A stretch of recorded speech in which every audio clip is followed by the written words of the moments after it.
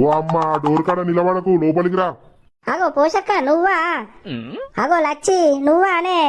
ఏడుదాకా పోతున్నావు? ఆ పోషక్క నేను కరీంనగరం దాకా పోయత్తానత్తన్నా. నువ్వేటో పోతున్నావు ఏడుదాకా? నేను కూడా పోతానా కరీంనగరం దాకా. దా ఇటు పక్క పండి కూసో. ఓ పిల్లగా అటేటు జరుగు రాదు, మంచిగా కూర్చున్నావు ఒక్కని. ఇక కూర్చుంటే కొంచెం అటేటు జరుగు. అయితావు కానీ మరి ఏం పని మీద పోతున్నావు కరీంనగర్? ఏం లేదే పోషక్క, మా అక్కగిన కరీంనగర్లోనే ఉంటారు కదా. నిన్న మా అక్క చీర తీసుకున్నదాట, చీర చుట్టూ దాచెళ్ళే అంటే పోతాన్నా చూసిరాను. మరి నువ్వేం పని మీద పోతానవే?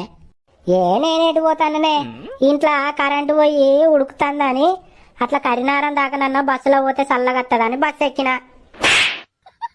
అయినా ఫ్రీ బస్ అయినా ఏమైనా పైసలు పెట్టి పోయి వస్తున్నామా అనే మనం?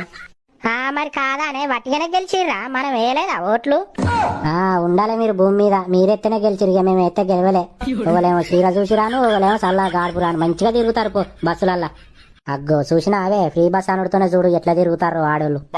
అవునే, నిజంగానే అసలు ఫ్రీ బస్